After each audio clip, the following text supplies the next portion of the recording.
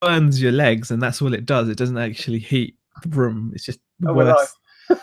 Oh, Hi guys, we were just chatting about heaters. I've got a heater on right underneath yeah, my legs here, and I think Zahir has the same. yeah. It's just we're just comparing notes on how terrible they are. It's so Yeah, cold.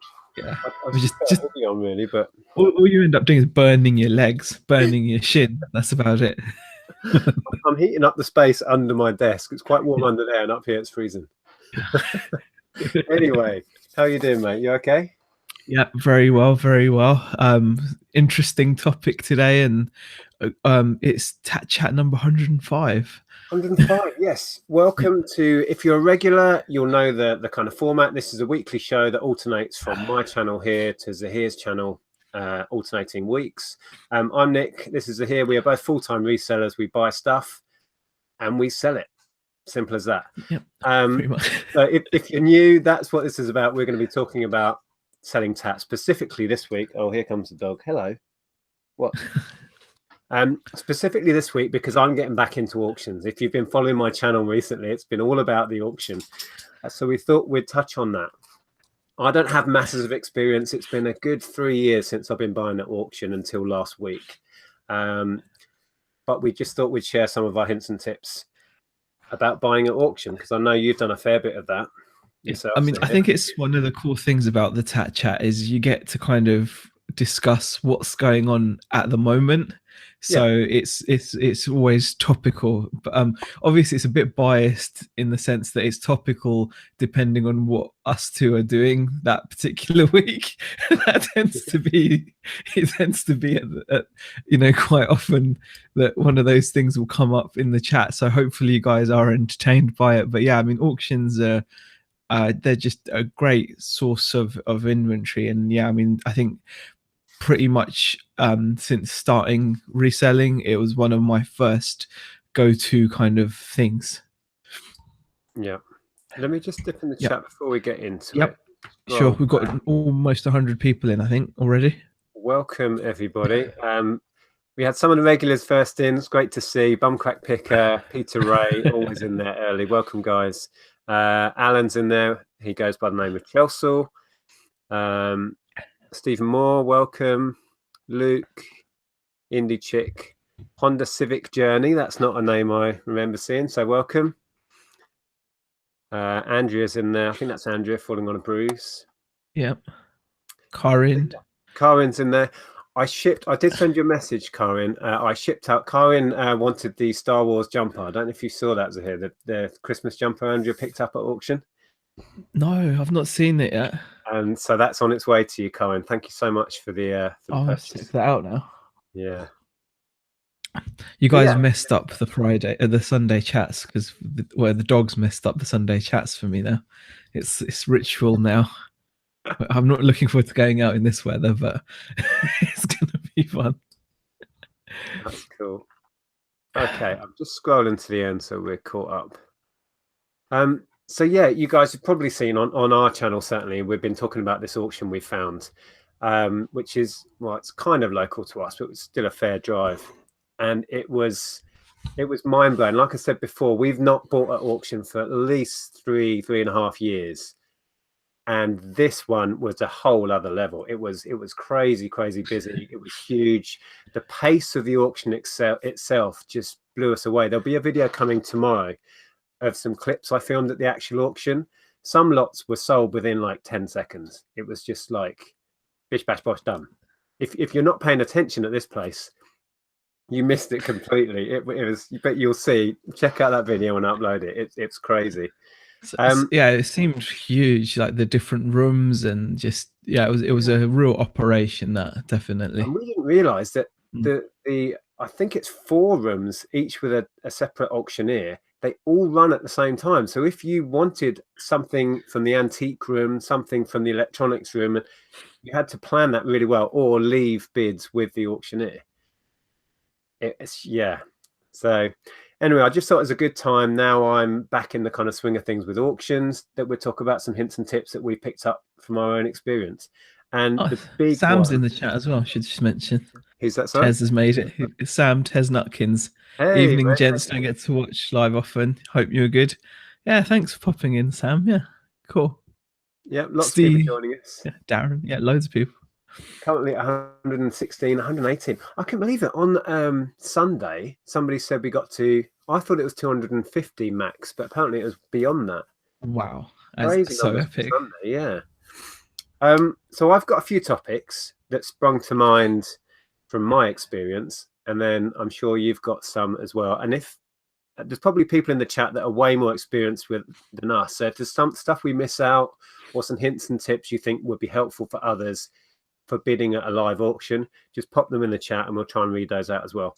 The first one, and perhaps the most important one, I would say, I don't know if you agree here, but it would be to understand the fees that are involved.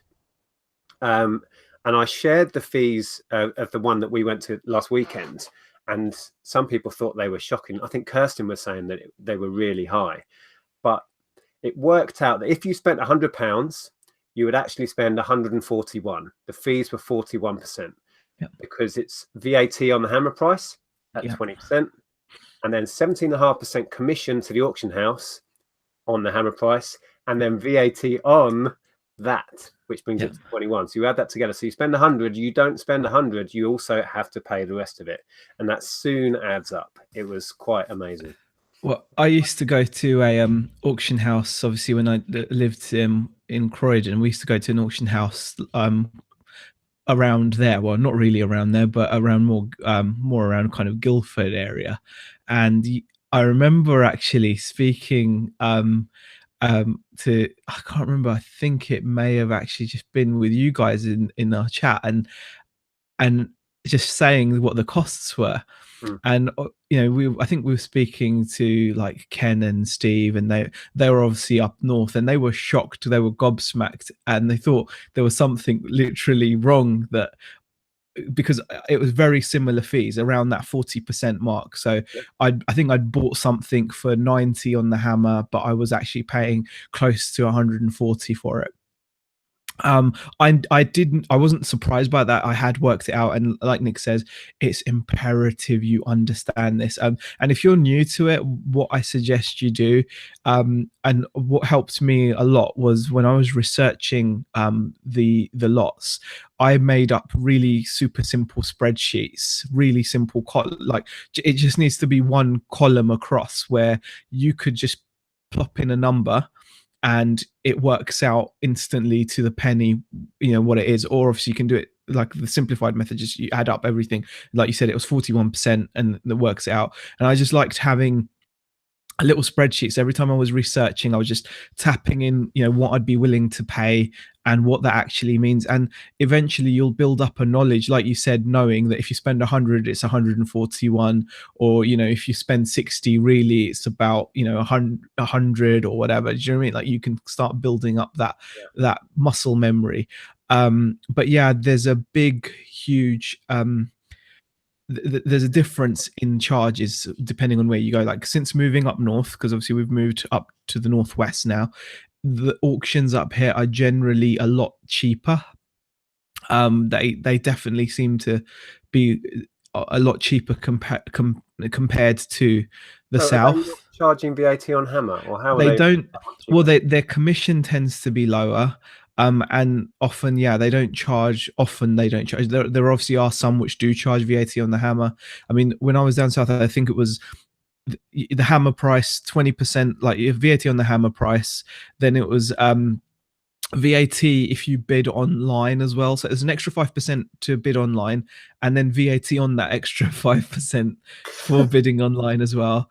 Yeah, it really did add up. So you had to be sure of your numbers. Yeah, that's interesting. Actually, Kirsten's in. I think it was Kirsten that commented, and it might not have been, and said that the fees were high compared to, I think, because Kirsten buys a lot at auction, which you'll see if you watch her channel.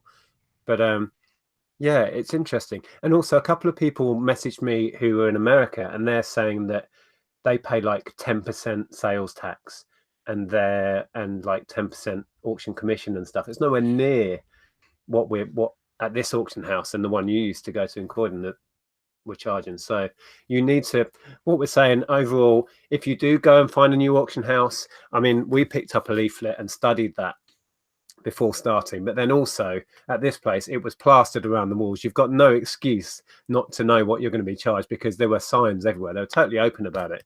So you should be well aware of it. But then you also have to, like you were saying, if you can write down a spreadsheet. So if you're paying 50, what are you actually paying? If you're paying 60, what are you actually paying? Like a quick, just have notes in your pocket. So in the heat of the moment, you can whip it out and say, okay, I'm going to pay 75. What am I actually paying? And work it out in your head. Yeah, that's exactly. Actually, we met a couple who are subscribers over there. I think it was Kelly, and I can't remember her husband's name or partner. And he was saying that he just, for ease in his mind, he adds half again. So he more than covers it to give him that comfort zone. So if he's paying 30, he knows he's paying 45. It'd be a bit less. You know, he's more than covered in his head, and that seemed to work. Oh, definitely, yeah. That's a great way of going about it. But yeah, definitely, the fees are a huge thing, and they do vary. Like I said, so depending on where you are, I think I've just read that Callum G, who's also been doing really well with their auctions, and I think they're down in the southwest. They're just saying theirs are around 20%. And yeah, Jane Callum, Jane Callum, yeah, and like I said, up here it's significantly less than significantly less than I was paying down south. Definitely. Interestingly, while I think of it, there were a couple of lots. One of the lots I bid on was VAT free, the postcards. Yeah. And I inquired about, I'm going to put some stuff into this auction. Similar, interestingly, that you said you were going to do a couple of weeks back, and you put something in already.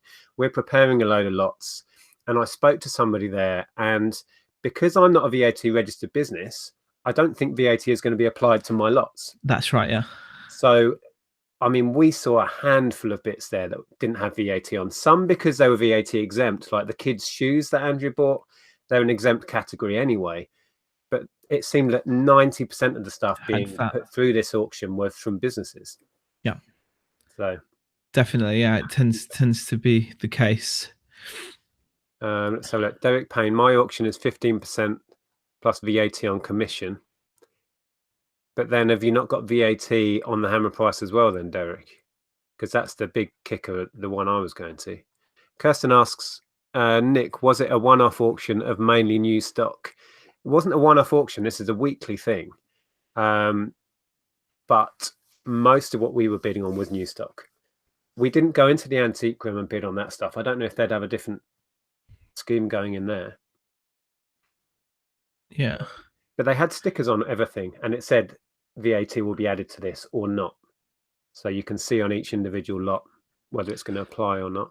Another point, actually, Darren Smart in the chat actually mentioned, also bear in mind, take into account the shipping, packing costs when bidding online if you cannot pick the item up. Obviously, a lot of people will bid online because a lot of auction houses now offer it. Yeah. He says he was once charged £70 for a medium-sized haul of figures. What you've got to remember is most auction houses, even if they do offer shipping, they're probably reluctant to offer shipping. So when you buy something, don't think they're going to ship it the most economic way, or they're going to, don't expect them to be able to send out an item to you for what you would send out an item, for example, or a bunch of items even. They will often not deal with any of it themselves. They normally have deals with local packing shipping companies, and those are seldom cheap. To be honest, in the past, the only times I bothered with delivery was there was a time where the auction house I was going to, they had some warehouses up in Milton Keynes, and I was down in Croydon. Now it was about a 2-hour drive, probably, with traffic, and I didn't actually mind making that drive. But on one occasion, I bought so much stuff that I wasn't sure I'd be able to fit it in my car, and I didn't want to drive 2 hours to find out. And it turned out that they could ship a pallet to me for about 60 quid. So I was just, I was happy with that, because I bought like so much that it was like, they just dropped the pallet off in my driveway and that was it. But that works out a lot cheaper than, for example, had I bought a smaller amount of stuff. If you looked at their charges, you'd still be paying between like 20-30 quid for a lot less items, for a lot smaller package. So I tried to live stream, I think I said to you actually, but I tried to live stream when we went to pick up yesterday, the rest of the stock we bought, which was a pallet load of this sort of stuff. It's still in the car, actually. It's not these, it's another toy. But and I live streamed us trying to fit it all in the car, and it's hilarious. We got every last bit in, but there was not an inch left in the car. But I did live stream it, but I didn't make it public, so I'm just going to release it at some point. But yeah, that was quite amusing. Yeah. Somebody said here, Julie Hall said, it looks like the auction you went to was for liquidated stock, which is VAT rate items, so they have to pay VAT. Antiques and secondhand goods are not subject to VAT. You're right. I spoke to a chap there whose name I can't remember now, who watches our videos as well.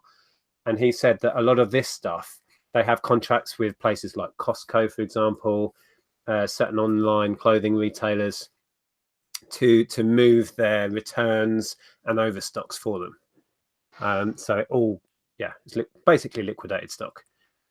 So yeah, but we didn't go and bid on any of the antique stuff, but I would only assume that wouldn't have any VAT on top. And the other thing to bear in mind as well is, like, I suppose not to obviously jump any points, but I mean, I actually mentioned this to you as well. When you're going to auctions, there are the different kinds of auctions. Obviously, this auction that you went to does deal with liquidated stock. You've got to be aware of how much volume they might have.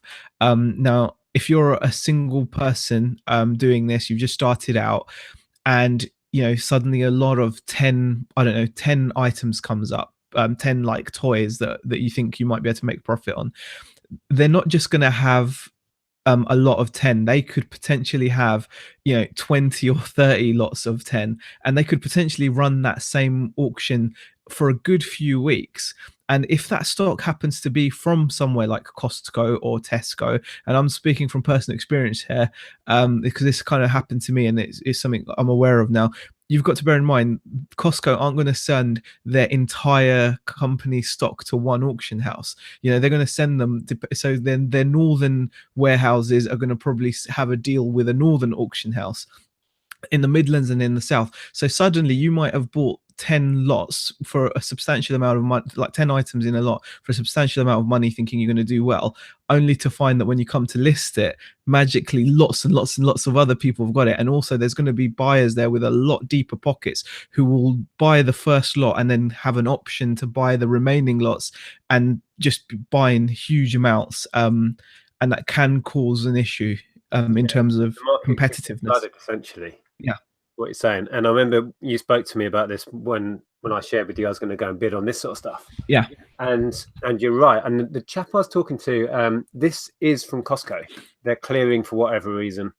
It's not damaged stock. It's not nothing wrong with it. It's just some line they're giving up on. But when we went up to pick up on Monday, they'd already put out some more of these. But the reason I was happy to still go on these, and I may even buy more, is the fact that it sold in vast numbers both on Amazon and eBay last Christmas. So I'm not too worried if the market gets flooded right now. I think it's a Christmas thing anyway. But you're absolutely right. It's the same with the electrical stuff I was looking at, those cameras. They're drip feeding that through. Yeah. Because another guy who I talked to, this is where it pays to talk to people as well. Another guy I spoke to there, because I heard him talking to his mates about, he had a bit of insider knowledge about it sort of stuff. And he said, yeah, they've got 10 pallets worth. And everything that I showed in the video was only 2 pallets worth. And there were hundreds of these cameras. So I kind of held back a bit, mainly because I forgot to take my research with me. We'll go into that in a minute. So I wasn't sure which ones were the really good ones to go to and what my maximum bid price was. And I was struggling to look it up on eBay. So I just held back and watched what they all went for anyway. But yeah, there's loads more coming. So did they offer that thing where they gave the option to the first person to win the bid to buy the next? Yeah. Which is an interesting one, and I used it with these. I managed to get a box of 4 or 5 of these for what I thought was a good price, and then took the option on another 5 lots. But you can almost catch yourself out with that because you don't know whether you could get it the next lot cheaper. Let's say you bid a lot of these and it goes up to 40, and then you take the option for, you might have got the next lot for 25 and then had the option. But if you don't win the first lot, someone else can take the option. Take the lot. Yeah. Very clever thing. But I don't know if you saw the live stream where there was all those Pirates of the Caribbean Yeah, I saw ships. those. Yeah. One guy bought the A lot. lot, yeah. See, would have come in and, but the thing is, he's probably then going to go back next week and do the same and the same, Hmm. to to give himself the Yeah. the I was advantage, as it interested were. in them because I Mm. was surprised because they looked. I mean, it was official Disney Pirates of the Caribbean, but it looked pretty tacky to me. But they were constantly selling for around the £40 mark on eBay. So he's going to do well out of them. Whether he sells on eBay, who But knows? they might be his listings, and he's just feeding them through. You Yeah, never know. Yeah, absolutely. never know. But So, yeah, but yeah, so be careful basically on what you go in for. Is it's, obviously, Nick, you do have experience of running a retail store and buying stock in bulk. So even though it was your first auction in a while, the concept isn't alien to you. But what I would say is, if you're new to going to an auction and you suddenly see all this amazing new in box stuff, it does pay to be a little bit cautious, because not, when I first went to auction, I consciously did avoid that kind of stuff because A, my finances didn't allow it, and B, like I said, it is riskier. I thought it was much safer for me to go on the used lots. So I think at the time I was buying tons and tons of clothes. Like I'd buy bags of jeans and bags of footwear and things like that. I'd be happy to spend money on that kind of thing. And then obviously I progressed on to just like electronics and things, just taking getting some really nice electronics, then random stuff. that was one of the cool things about this place, actually. No matter what niche or what your kind of style of reselling is or your business model, there was stuff there that would suit it. I mean, I love doing this sort of RA stuff, and Yeah. this will all be put away for Christmas. It's kind of part of our invest our profits from December and put away till next Q4. That's still part of that kind of business model, which is perfect for us. But there was loads of opportunities there. Annoyingly, some stuff that I missed out on because I didn't take my research. Like there was loads of very niche sort of projection bulbs and other stuff. And I'd done my research and I knew there were certain ones I should go on, and then I'd Yeah. left it all at home and I just couldn't be bothered. But yeah, so there was that whole room full of antiques that we didn't even go and look at. So depending on what you are into, you'd obviously go into the relevant room. So there'd be Yeah. some people that just make a beeline straight for the bric-a-brac antiques, and then some people would be going in for the electronics or whatever. And there's lots of furniture, and Oh, you there's know loads of furniture as yeah. well. Indie Chick says there's a liquidated stock auction house in Newcastle. My son's housemate buys there for his reselling stock. Oh, Stephen Stefferin. They say, wow, you have a Costco there. Indeed. Hi guys. Yeah, we have Costco. Karen No Cross says, I love the idea of buying a pallet of returned clothing, but not got the room. Exactly. Yeah. I mean, our house is full of this crap now. The car is still full of it because I haven't made room to empty the car. I need to get up in the loft after this, actually, make some space. It And can I mean, Karen, what I will say is it can be amazing. I mean, there's so much. I mean, but it does take over everything. I mean, Beck used to come home from work and you could see like her face would drop because she'd just come home and suddenly the house, like our spare bedroom literally was at the stage. And bear in mind, it was just me. So with my amazing organizational and storage skills, the spare bedroom ended up being with me just literally flinging bags of clothes I'd not even looked at, and it was just piling up like this.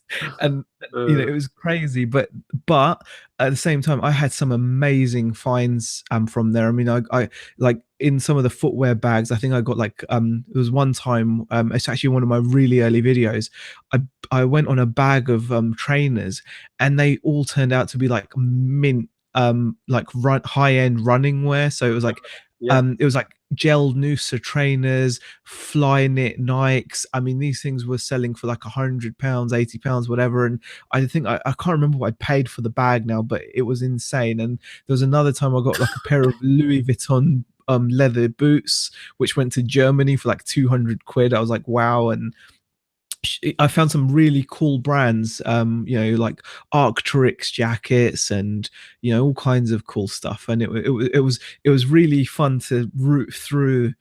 so It were was a you bit buying those blind? Were you buying online? um Yeah, I was basically buying online and then collect, but I was collecting because it was actually close to me. Yeah, but So you didn't know what was in the bag was the no, point. no, I was just like, it's a bag of clothes. It said it was a bag of jeans, bag, and there would be a few photos that you could just about make out some things, but I just went on on the pretense that I knew roughly that the clothes were going for X amount per lot, and it was just too cheap to, to not give a, to not have a go on. So A lot of the clothing lots where we were going for some serious money, and we've taken the decision to, not all of it, but a lot of the sports clothing, we're just going to yeah, put in as a lot now because it's not getting listed. It still doesn't appeal to me, and I think we could cash it in really successfully up there. Obviously, it is a lottery selling at auction, and I have never sold at auction, but going on how well the clothing that sold there went last weekend, I think we'll do okay. We spoke to the guy when we went up yesterday, and I don't take any used clothing. It has to be new and tagged. So thankfully, all this stuff is new. It's come straight from that sports shop. So yeah, we're going to give that a go. And I'm making up a load of other random lots as well, just to try it out, just to see, just stuff that I'm happy to let go. sure, So, sure. and your listing is running tomorrow, is that right? That you put in? Yeah, I think it should be tomorrow or Thursday. I can't remember. I think it's tomorrow. I think it's tomorrow. So are you going to I haven't go and checked. watch it sell, or Nah, just wait nah. until? I'm completely not fussed about it. So that's the thing. It was like a no risk for us. It was a space clearance. So we've got some space back. Sounds good. I just want to read. Karen Nocross says, seriously thinking of renting a garage to get pallets delivered to. What do you all think? I was actually watching a Stephen Steff video, an old one from like 6, 8 months ago earlier. It came up on my feed randomly, where they were getting a truckload of pallets delivered to a storage unit. So it certainly works for them. Yeah. I would say, Karen, that if that would, if you can't store it at home, then that might be your only option if you want to get into bulk. I mean, yeah, the more bulk you buy, you tend to get more chance of getting better value. Obviously, if items are split, they will fetch more. It will cost more to buy them in smaller amounts. But yeah, I think it's definitely something to think about. Yeah, the next thing, I've just put a list of bullet points down on here. The Yeah. next one, I think we touched on it a bit already, but is to do your research, Oh and then yeah. don't forget to take your notebook with you, which is what we did. It was annoying because we got there, and then it was the first two lots in one of the rooms were two lots that I was really keen to go on. So we just about didn't have time to come all the way home and get my notes and come back because I'd have missed those two lots I really wanted. So we just said we'll just go with it. Yeah. It was just so annoying. But yeah, and somebody said, actually, AGD Jakubowski says, best to research sold prices the day before and come up with a max hammer price. Yeah, and he mentions a spreadsheet, I'm guessing, like you were saying, to work out. I mean, I would say that equally as important as understanding the fees is research, but ideally research in person. You really, really must research in person. The way that every auction house's terms and conditions are laid out, it pretty much gives them a free ride to just get away with really poor descriptions, poor titles, inaccurate descriptions, inaccurate titles. They don't even have to be particularly accurate. I've been to an auction where the catalog said Nintendo 64 console. When I got to the auction, it seemed like the Nintendo 64 console was going extremely cheap. And the reason why it was going extremely cheap is because it was not a Nintendo 64 console.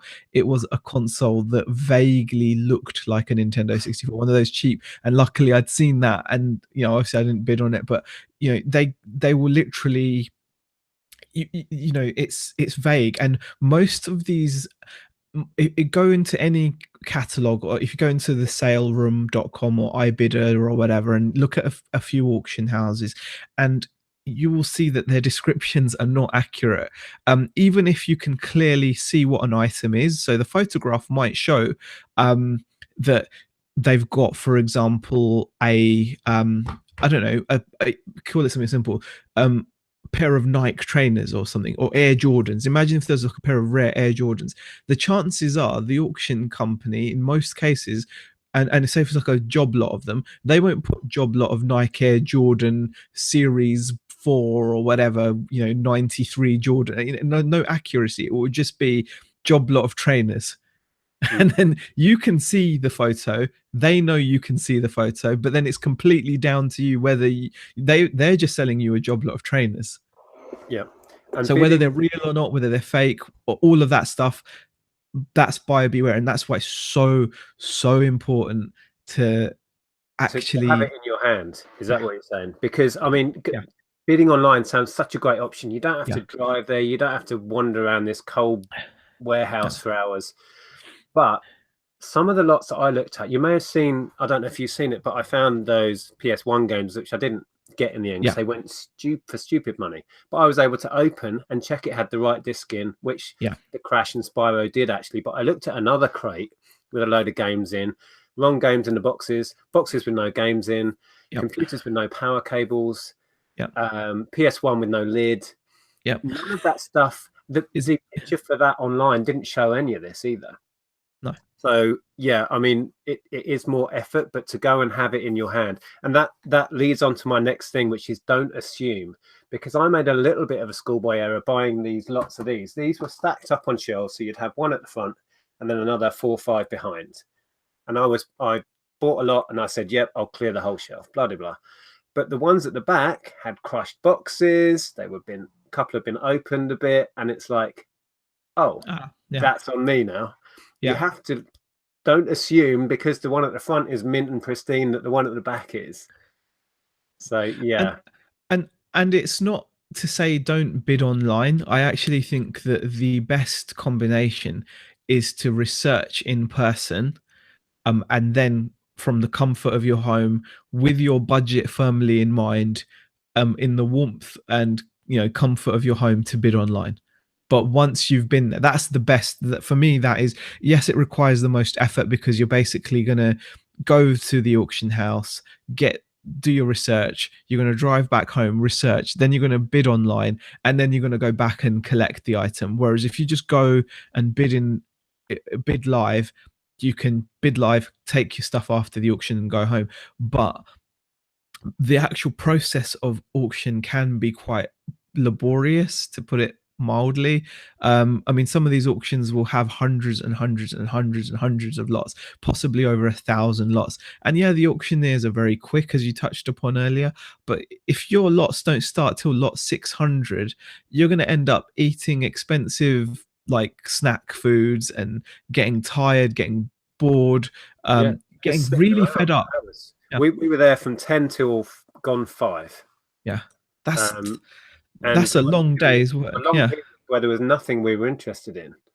yeah, So yeah, the other option, I do like that idea. You said to go view, get it in your hand, really yeah. look at it, find And out then all the go home and information, then, go yeah. home and bid online. Because at Or home you can set the alarm on. It can, a lot of the websites will let you have like a audible signal, so oh, you cool. can leave the auction running. And a lot of auctions will even have, they'll tend to have audio feeds, and they'll tend to have, some of them even have live video as well, but they'll at least have audio feeds, these auctions. And then you can actually set like an alarm, so when your lot comes up that you're interested in, your tablet or your computer will just buzz at you, and you can rush to the, make sure you're, obviously you can hear it, and then you can, The other thing that we thought if we go back to this place that we might try and employ is where they had these little sheets, and you put in your bid number and your yeah, max bid, and you yeah, just leave it with them, so they're going yeah, to be in by proxy for you or whatever they call it. So yeah, that's another option. So you could basically do all your research and all your bidding in one day, go away, and then ring up in a couple of days and find out what you won. yeah. So yeah, Darren had a good point actually. I like this. Talking about budgeting, he said, take cash, not cards. You can run out of cash and not get tempted to overspend, which is true. We weren't keeping track. I was keeping a rough track in my head, but we were still surprised at the end of the day when It was a little over £1,000 we spent, but it came to 1,500 with commission. Yeah. And if you'd have asked me before I paid how much had I spent, it would have been quite a lot less than that. It's the way But it is, isn't it? we're happy with what Yeah. we spent, but it still took us by surprise. Let's see what else is going on in the chat. There's some chat about PayPal working capital in there, people taking advantage of that. Oh, definitely. Yeah. I'm a big fan of that. Derek Payne, I have an old car full of stock, a tap garage I've just built to sort the mess out, an office full of stock, and a spare room full. I'm currently on an auction ban. Wow. Good Lord. Steve and Steph say there isn't a room in our house that doesn't have merchandise in it, and we have a storage unit. It's ridiculous. Yeah. Well, you're buying it by the truckload, guys. Yeah. Mr. Sadie has a quick question. Nick, did you have a go at any of those bagged shoes you showed in your video? Yes, Andrew bid on a number of those and won, I think, 4 bags full. One she overbid on really and kind of messed it up, but we talked about that in the Sunday. But we'll still do okay because it's a brand new pair of DMs, so we certainly won't lose out on them. And some there was some really good profit in, but there were so many people after the shoes. It was, yeah, like a feeding frenzy. I think I've got some video of some of that where the bidding was just insanely fast, like I said to you. But yeah, you have to watch that video. It's cool. Jay and Callum say their auction has a sign up now that says if an item says working, that is simply the opinion of the auctioneer and not a guarantee. So why say it then? Well, make of that what you will, guys, but it really is that cutthroat. It really is that cutthroat.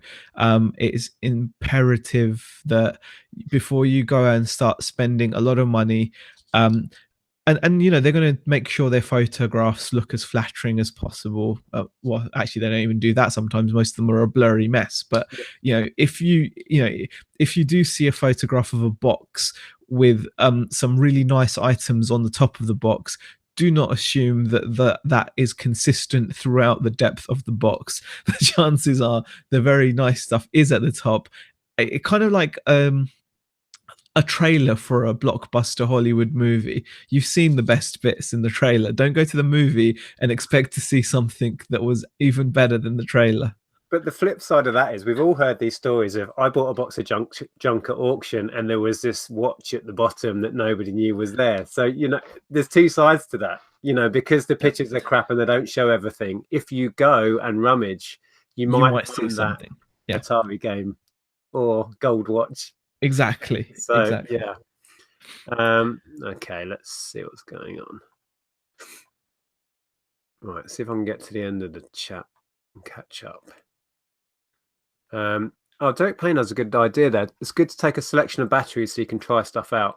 Actually, going back to what you said about they can basically sell anything in any condition and they get away with it. The auctioneer, when he started, he said something along the lines of, this was in the mainly electronics room, and he said, a lot of this is working, a lot of it isn't, most of it's somewhere in between. I think how he put it. Yeah. And it's like, wow, okay. Yeah. Oh, Krillin's in, he's super chatted.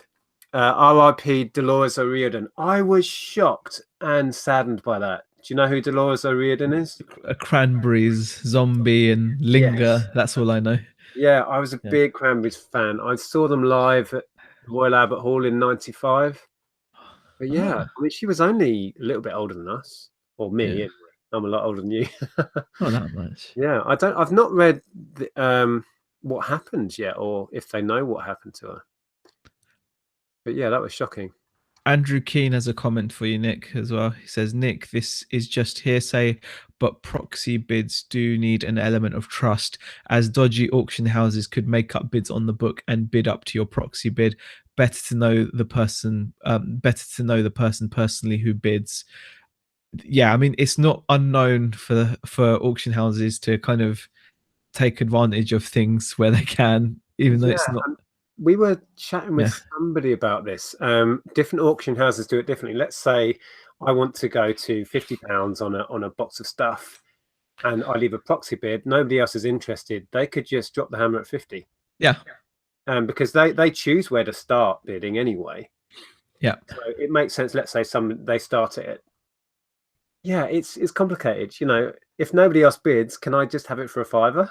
How does that work? But technically, you're meant to be able. Yeah, they're meant. You're trusting them to do what eBay does for you when you bid on an item. Technically, except there's no paper trail. There's there's no way of you knowing whether there was a phantom bidder in the room on the telephone or another internet bidder. You just don't know.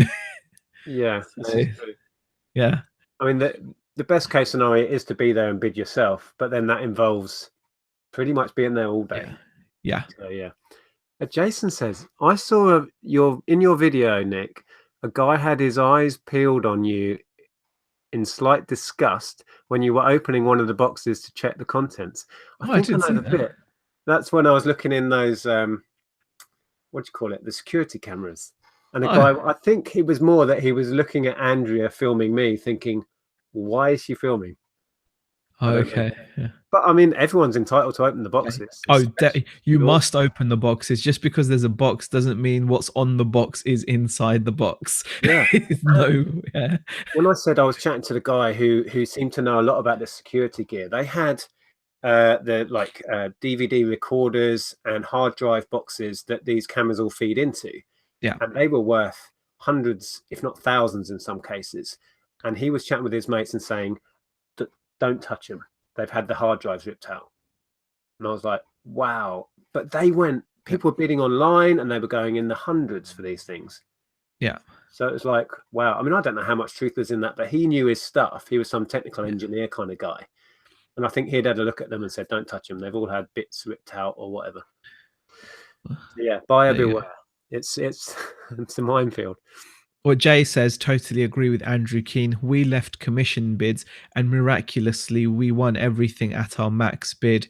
It stopped when we started doing the bidding ourselves. There you go. Yeah. Yeah, that would be my fear. Yeah. I'm gonna ask them straight when I'm next up though, actually. How does it work? If I put a commission bid in of £100 on something, nobody else bids. They'll tell you that the right thing, but what they'll do will be different. That's what will happen. It's simple as that.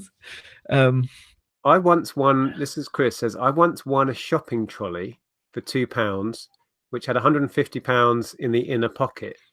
Inner pocket of a shopping trolley. What? That's I'm confused. That's a good find. Like a compartment, an inner compartment of the shopping trolley, maybe. Oh, like a granny trolley. Yeah. Yeah, maybe. Okay, let's see if I had any more. Oh, another one to bear in mind. If you're going to go wild like we did and buy more than you can carry away, be very aware of how long you've got to pick it up. Because another chap we spoke to said, if you leave your stuff beyond, I think it's Tuesday after, they you. Destroy it. No, they just destroy it. Okay. I believe so. Okay. Well, some auction houses will charge you a storage fee. So if you if you if you leave the lots there for too long, then they will charge you a storage fee. Yeah. So unnecessary. They were happy for us to come on Monday as we did, or we could have gone up today. But just be aware, ask all the questions because you really need to know. The only other point I had was about bidding online, but we covered that, which may incur extra fees. Yeah, I mean, there's more to it as well. I think bidding online has its benefits, such as, for example, you don't have to sit throughout the whole day, like we mentioned. You can set up alarms to notify you when your lot is coming, and you can then just bid live. However, this has happened to me enough times for me to think this is decent advice, at least from my experience, that if, for example, there's like a close bid. So for example, say you're hesitant about bidding on something and you bid at the very last second, even if you outbid the person that's in the room as the hammer comes down, and your internet bid just gets through like a split second later, even though it's a higher number, I've had plenty of auctioneers that will favor the person that's in the room Mm. over the person online, so you can lose out. And also the other thing is, when lots don't necessarily get interest at their starting price, millionaires will often be like, so say if they start at 10, 5, okay, no one wants it at 5, 3, 2, or 1, even in some cases they'll just keep dropping. That doesn't automatically update when you're bidding online. So people in the room might be able to bid, get their name in at £1 or £2, and then they'll quickly put the hammer down. But whilst they've been doing that, the guy that's running the online side of it hasn't been quick enough to change it so you can bid. So your starting bid now will still say bid 3 when the auctioneer is saying 1, if, Yeah. for example. So So there's there's a a couple human of, lag, essentially.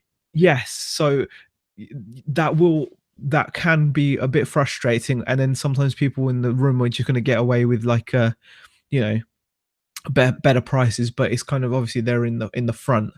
There um is a big element of trust as well, because some of the lots that were going for serious money on the electronics, he yeah was just pointing at his screen and then pointing back to the room and going 50, 60, 70, 80, 90. With it, what do we know on that screen? I'm thinking, because guys were just holding their card up and keeping their yeah card up, and he was yeah just going 100, 110, 120, 140. It's like, but wow. when you've seen it online, then you kind of get more of a belief to it, because yeah, I mean, sometimes you'll see that would just, a lot of auctions nowadays, it's not uncommon for most of what tends to happen now is people seem to let the internet bidders do their bidding before the room actually comes in, because there's almost no point. They almost let the internet bidders battle it out, and then if someone in the room still has an appetite for that lot after the internet bidders have started to kind of tail off, that's when they'll come in. Otherwise, because often it's the case that people online, they're not always going to be dealers, especially when you're talking about kind of collectible or single lots. Sometimes you've got collectors buying things who are going to be willing to pay more than like the dealers that are in the room locally. Yeah, it's fascinating, isn't it? Yeah. Going back to saying that if you don't pick it up, they will destroy it. Callum says destroy it, also known as sell it to someone else and get paid again. Yeah, maybe. Stephen says some git walked off with my stuff I won at the weekend. Luckily, I caught him and got it back. It was quite chaotic at the end. People just Yeah. running around with bits of paper, grabbing stuff Happens. and Yeah, that happens. flipping Yeah. out. Yeah. Yeah, I mean, because normally what happens is that you're there with your with the lots that you've won and you've paid for, and then you hand your invoice over to the porter if there is one. Some auction houses even let people just go around picking what they've bought. If you're like a regular or something, but yeah, things can also get carried off by the wrong buyers. Yeah, I mean, whenever there's a chaotic situation, that's when opportunists jump in, and I can imagine that happens a lot. Yeah. Jason asks me, how often are you going to go to the auction house? Don't know. I mean, we're not going to spend this sort of money every week. We'd be would have no money rapidly. But we're going to go back. We might just pop over once a month or something, or just look at the catalogue and see what's on. If there's something that really takes our fancy, just have a go online. Or Yeah. The other thing I should say is, we've mentioned this before, but sometimes when you talk about different sources of inventory, it can almost seem that there are some sources of inventory that are almost seen as like home runs, like Aladdin cave style situations, where people that haven't been to auction can sometimes look at auctions and think, like the grass is always greener on the other side, and maybe always think, oh, well, I wish I could get to an auction. I wish I could go to an auction. I bet they're amazing, and they can just imagine, like amazing stuff everywhere. Auctions are not so different from other sources as well of inventory. And what I mean by that is, just because an auction is good one week doesn't mean it will be good the next. Different, just because one week there's been like a lot of items that you would love to buy, doesn't mean that the same auction's going to have the same kind of items. It could be completely different items. It could just be a lot better, it could be a lot worse. The same rules apply when sourcing, which is you have to be consistent. you have to just, keep checking. Even if you're not going to the auction every week, but you're interested in buying from auction, it doesn't take long to scan through the next week's catalog when the catalog comes out, see if there's anything that takes your fancy, because you might find something, and next week or for the next 2 weeks or 3 weeks you might not find anything that you want. Yeah. So Well, I would certainly say, yeah, certainly from going back to when we used to do auctions more, there are bargains to be had, but don't rely on it, because yeah, quite often things will go beyond eBay prices, let alone leaving you a margin. yeah, Because there are lots. Remember, there are end users there. There are collectors there. It's like some of the games went beyond what I even thought the resale value was. Some of the games bundles that were there, and it's like, who's buying that? You've got to add commission on.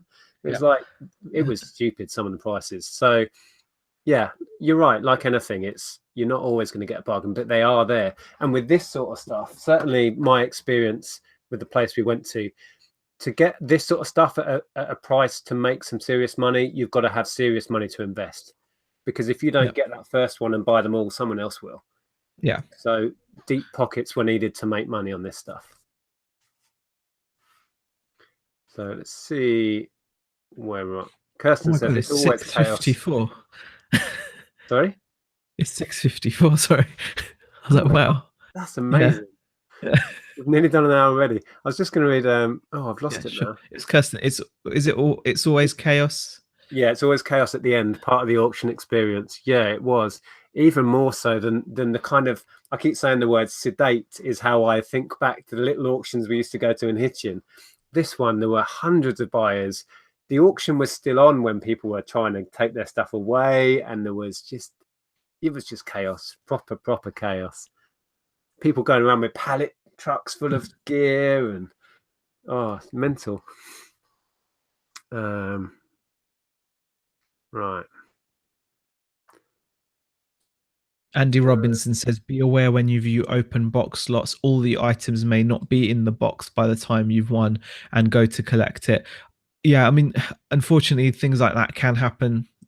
So for example, like you mentioned, PlayStation games, it wouldn't be unheard of that, if someone's gone through the same box as you and seen a game that they're particularly after, and give themselves a five-finger discount on it, and then when you go to pick up your lot, looks like it's all there. Or It's your choice to check. what I've heard of before is, let's say you have a load of rummage boxes with antiques in or computer games or whatever. Yeah. Suddenly, by the end, you'll find all the good stuff in that box at one end. So Yeah, people have rummaged and gone, I'll put it all in one box and just bid on that one. yeah, exactly. Yeah. Steve, hi Nick. Just wondering what actually are those jet engines? These that build yourself, done by Haynes, who do their like car manual books. They do build your own internal combustion engine, and this is the jet engine version. So it's like a working little model of a jet engine with sound effects, and I think I've they're seen them quite in cool. like Hobbycraft and things. Yeah, they're available. It's Yeah. a really common thing, but pretty cool. I'm just hoping there's still a lot of demand for them next Christmas, because I've got lots now. This is only a fraction of it. Derek Payne says, at one auction, everyone takes it away straight after the win and puts it in their car, as people will and have just take it otherwise, especially if it's a bundle. They take the bit they wanted. Oh, right. So they win it and then move it straight away for fear of it getting nicked. Yep. Wow. Vinny's in. Hi there, Vinny. How you doing? He says, nearly every auction I've been to has been awful, unfortunately. Well, it's going to be hit and miss. Yeah, absolutely. Yeah, I mean, I've been to like the full gamut, as it were. I mean, I've been some of the fun. There was one which was really funny. It was just so small, and it was really sleepy. It was like the most amateur, but it was quaint, I suppose, or whatever you'd call it. But the cool part about it was, you know, if something nice turns up, the chances are you're not going to have any competition. Yeah, that's But exactly like but one on we the other hand, some chances of something nice turning up are not great either. exactly. But we used to go to one that was in like the football club like what would you call it, pavilion sort of things. It wasn't very big anyway, and they Yeah. used to sell a lot of furniture, so they had load of sofas, and pretty much all the bidders would just lounge on the sofas. Yeah. We'd have a cup of tea and we'd just sit there, and yeah, and the pace would be like, so anybody, any bids, and it'd be No. so slow, and yeah, go on then, yeah, like Yeah. this. And it was brilliant, but we got some good stuff out of there because there were so few buyers. Really, I remember buying some army uniforms in there, and I had virtually no competition. It's just yeah, but that's long gone. I mean, that's been finished probably 15 years. Oh wow. Well, nearly, because we were going there when we first started. So yeah, about 15 years ago. Okay. Not sure what half this chat's about. Paul Mosley said I bid on some Sony Walkmans once when I went to collect. I got a bread bin. No way. I don't know. Another thing about the pace of this one, which you'll see in the video that I'm going to upload tomorrow, we spoke to a couple of subscribers, like I said earlier, and the lady that we were chatting to said that it was going so fast. She was actually bidding on completely different thing to what she thought she was. She got the wrong bag. I'm not sure if she won it or not. I think she won it. So you have to be so tuned in. Definitely. Oh, there was a question for me there, and I've just lost it. I think it was Krillin. Where's that gone? Are the auctions on lots per item or one money for the entire lot? Well, they give you options. So they had like 5 lots of 5 of these, say, for example. So 5 in a row. So auction number 1, 2, 3, 4, 5 are all exactly the same. So if you win the first one, he'll say to you, do you want to take all 5 or just 2 or however at the hammer price on the one? So a lot of people are doing that on this new stock. And it's worth mentioning that if you look around, there still are auction houses which aren't online as well. So, you can still find, like those smaller quaint auctions, but like lots of things, they have become, rarer than they were, or they're not as easy to get hold of, I suppose. But definitely worth bearing in mind that you can still find those. And also, just like this auction that you've gone to, Nick, there are equally as many auction houses which are more general, like general household and bric-a-brac auctions. So if you're more looking for lots which are secondhand and are not new ex clearance or liquidation, they are out there, and it's just a matter of searching out which ones are near you. Exactly. Right, well, we will wrap this up soon. I'm just going to get to the end of the chat and catch up. Andrew Keane has super chatted. Oh, I missed that. I was Yeah, just going to say quickly before I read that out. I think Karen's been on a bike. She says, just getting off the bike now, 10K, 150 calories in 30 minutes. Wow. Wow. That's quite pretty epic. Cool. I can't see the super chat. Where is it? Ah, there we go. Thank you, Andrew, for the super chat, £2. He says, love the channel, guys. Appreciate that. Remember that it alternates, so it will be on Zahir's channel. Link for that is below. So, Andrew, if you're not already subbed, go over and sub Zahir, and then you'll be able to catch us next week on the other channel. Right, let's see if there's any more quick questions or comments we'll read before we go. Loz Cooper says, I know some of the scams as my brother was a sale room porter. Don't tell me the porters are in on it as well. Oh, and didn't Ads used to work as a porter for a short time at an auction house? He had something to do with one. I think he did. Yeah, that's where all ask him if he knows any. Yeah, maybe if he knows any, like I would enjoy working at an auction. It's such a vibrant, happening place. You know what I mean? I'd enjoy that. Well, there's Darren, was it? A-Bat says few and far between, but I've just found one with 0 commission. That is pretty good. And commit what? How do they make any money? I don't know. Unless they're selling their own stuff, there's no point. And Darren Wainwright says, do you ever go to government/police auctions? I've tried, but I think I know location of one, but I've never been on the day where they're doing police clearance. No, I've not They're been. meant to be epic because Yeah, it's like stolen bikes yeah. and I've been to everything else. ones where you get like where you get all the lost and found from National Rail and stuff. Yeah, So those were there was one I went to which had like loads of lost property from the trains and things like that. So there was like lots of phones and iPods and things like that. yeah, But again, that brings especially with the phones, that brings its own set of risks.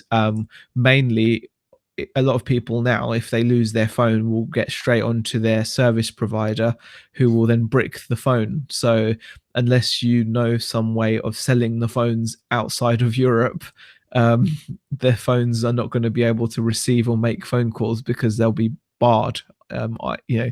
what that whole checkmend thing is for. So And then there's the other auction thing where it's lost luggage. I've never got involved with that. That was a big thing for a while, wasn't it? It was even a TV show there was a about TV show.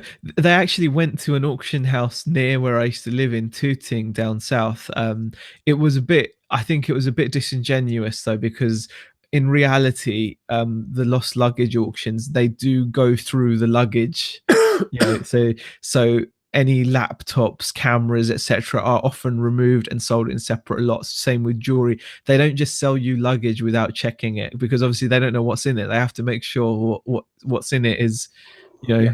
So you're likely to get a yeah, bunch of clothes clothes. Yeah, and shoes, basically. which may be good. If Which is, it's if that's what you want, yeah, clothes. someone's into designer clothes, you might get, a few Exactly. £100 worth of clothes for a tenner, but I've never got involved with that. There was a question there I'll touch on quickly before we go. Twin Red Dragons. Question, Nick, is it right that you can play Game Boy console games for UK versions on Japanese Game Boys and vice versa? Yes, there's no region coding for Game Boy. So, yeah, Yeah. they're compatible with all regions. Okay. Oh, another question quickly. Yes. Alzatic question. Did you check out your chocolate expiry date? Okay. I bought, and it was more than I thought I had. It wasn't 96. It was 100 and something. It was way more. So 32 on top of 96, whatever that is, 128 of these. I should have one. Here we go. I bought one in, so I've actually got them listed on eBay now. There's no chocolate in it, thank God. So there's no expiry date. So these will be good for as long as I need. And I've got 100 and, what did I say? 28. Wow. But I'm hoping I'm good for a tenner profit clear on each one. Oh, that'll be good. That was my purchase of the day. It's going to take me a while to see that money back because I do have them listed now, but I think I'll be selling very few. Although people are selling them this week on eBay, so who knows? They'll trickle out throughout the year, hopefully, and then I'll flog them all in November. Yeah, exactly. That's the plan, anyway. I've got a lot of Yeah. money tied up in them. Right, let's see. Anything else before we go? Bob Crackpicker says, "Yeah, you wouldn't want to buy a lost suitcase with body parts in, would you?" Yep, that's true. Apparently, according to Tom, hi Tom, Yeah. says Nick's now Willy Wonka. Yeah, yeah. AGD Jabowski says Greasby's is where. Yeah, it was Greasby's auction house in Tooting. They're funnily enough, guys. They're actually not online either. So but again, they go through their luggage, and they do actually, a lot of the good stuff is sold off in individual lots. Not the actual luggage. Yeah. Right. Well, on that note, we've still got 184 people in. Thank you so much for joining us. I hope there was something in there that was useful. If you do want to get into local auctions, just get on Google, find out what's near you. Some may be worth a fair drive, like the one we went to was definitely worth our time driving there. But just, yeah, buyer beware at auction and do your research. Definitely, guys. And know the fees, all of the things we said before. Yep. But yeah, give us a thumbs up if you enjoyed that. I can't see how many thumbs up or down we've got so far. And so he'll be back on Friday, I guess, for your chat. Yep. And then we'll be back on Sunday. So thanks for watching, Superb. guys, and we'll catch you all soon. Bye. Bye for now.